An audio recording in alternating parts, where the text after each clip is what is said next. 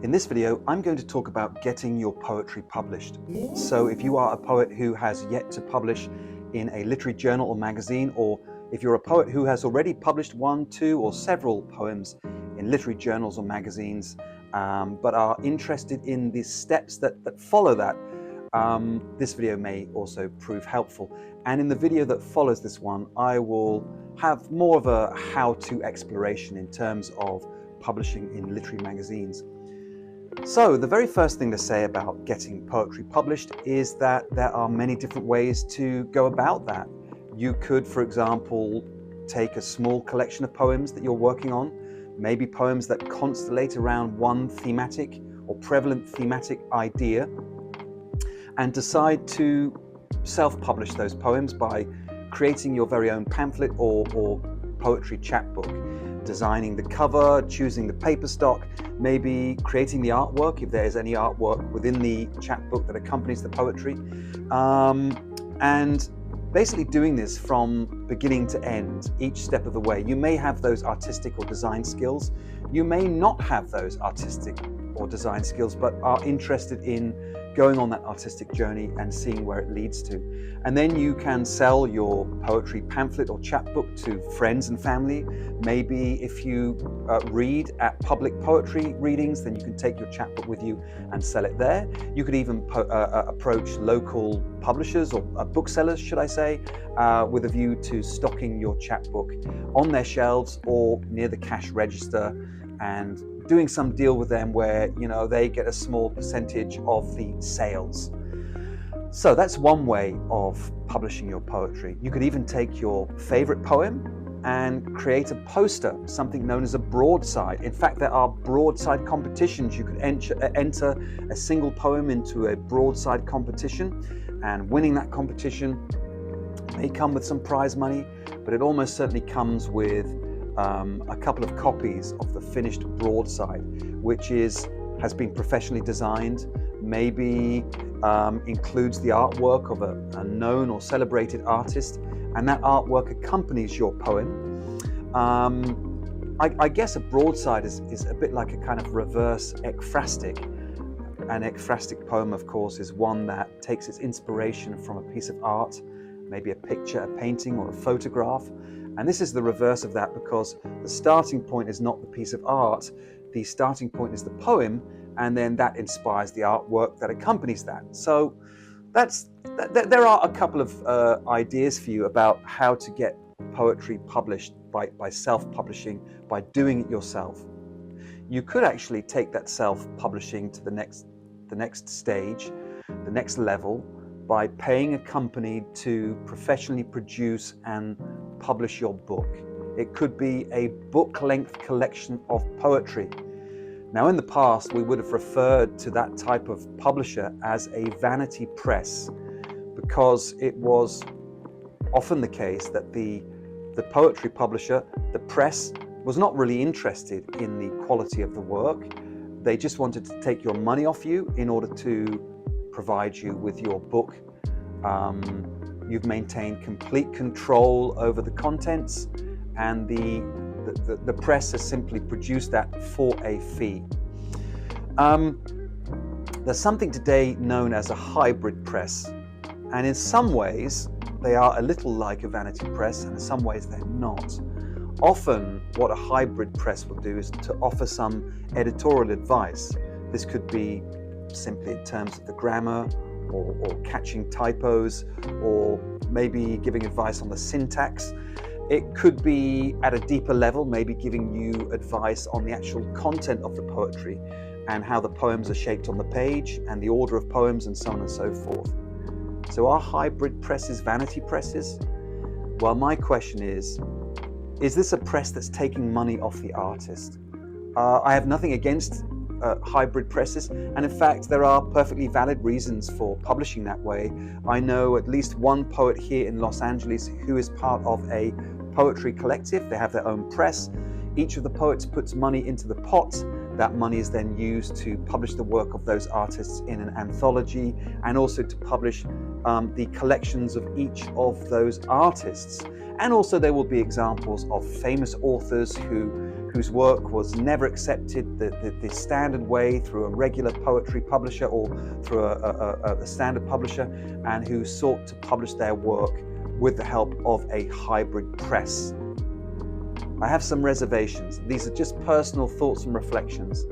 First of all, I don't want to enter into a contract with someone where I am paying them to produce my art. I am an artist and I want to be paid for my work.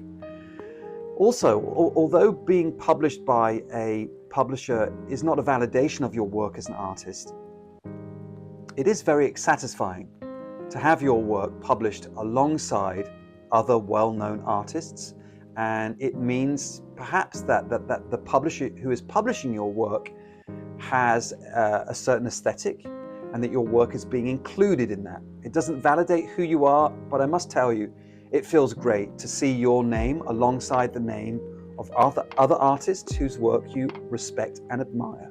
And there are some fantastic poetry presses out there. It is very hard to get published by them, but in my view, it's worth it. It's worth it because your name is associated with that press and with the quality of work it produces.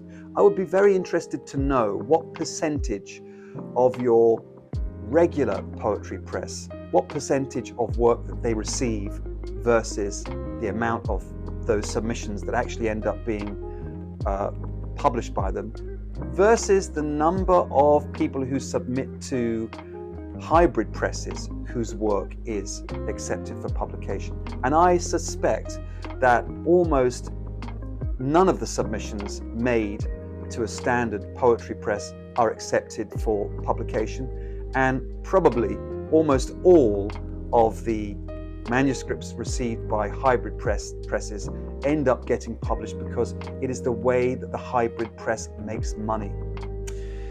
So there are just a few thoughts for you on a few different ways of approaching publishing. I don't know much about self-publishing because it's something I've never done and never sought to do, and I do not wish to speak ill of hybrid presses and self-publishing. There is a good reason that many artists choose to go that way. Another thing I would say about that is that I've always valued, I don't want complete control over my work. Because I come from a theatre background, I've always valued collaboration. For me, in theatre, of course, collaboration is key. Yes, you could produce and script and direct your one-person show, but more often than not, theatre is produced the collaborative way. In order to create your art, you need other artists. An actor needs other actors, and a director, and a set designer, and a lighting designer, and a theatre, and so on and so forth. As a writer, that collaborative experience is going to happen with an editor, and a good editor is going to make your work stronger. If I approached a company and said, a publisher, and said, here is my book, you are not allowed to change a single word, it is exactly how I want it, thank you very much, then I wouldn't be the artist I am. I'm not saying there is anything wrong with that approach.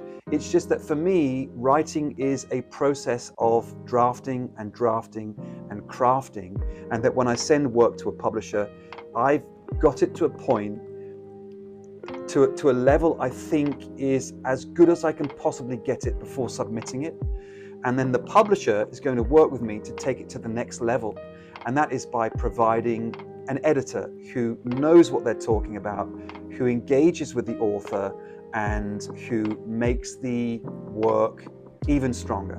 And that was my experience. It's not always been my experience. I have at least one horror story as far as editors are concerned. But the best example I can give you is my debut collection, PhotoFit. The editor of the press, Pindrop Press, is herself a highly regarded artist and poet in her own right. And so the way that happened was that when the manuscript was accepted, I was told that, you know, I'm accepting the manuscript on the strength of the manuscript, and I'm happy to publish it as it is. However, here are some editorial suggestions that you might be interested in listening to. And I did indeed listen, and in fact, about 90%, if not more, of the editorial suggestions that were made to me over several months, there was a back and forth as that final draft that I had given the editor, the publisher, was taken to the next level. And I'm really, really happy with the results. I am totally sure, I'm 100% sure that the work of art is much, much stronger thanks to the input of that editor and that publisher. So a couple of personal reflections for you on publishing and how poets can find their way to publication. So a quick recap really, because there's more to say about this. The path to publication for poets usually includes 3 distinct areas, if you like. And the first one is that the poet will publish their poems in literary magazines or journals, and they will build a body of work, reputable work, in reputable magazines. And then following that, and they will probably continue to publish in literary journals and magazines throughout their careers as poets. But the next stage, if you like, is to gather material for the publication of a chapbook or poetry pamphlet. And then maybe as a springboard from the recognition one gains through that process, then to start thinking about the third stage, which is working towards a full collection published by a reputable poetry press. So we start with individual poems in literary journals and magazines. Then the next stage is publishing a chapbook. And then the final stage, or the final piece of the jigsaw for many poets at least, is to publish a full collection, and then maybe to build on that and then follow with a second and third. And who knows how many more full collections will follow that initial one. And not always with the same publisher. It's often the case that a poet will publish with one press and then they may stay with them, or they might well move to a different press and continue to build their reputation as that poetry reaches its audience. So thank you very much for watching, and if you have enjoyed this video, please do click the like and the subscribe button. You can also support the channel in other ways. You can click on the Buy Me a Coffee link and on the Patreon link in the description below the video. There will be another video to follow which is focused more on how to.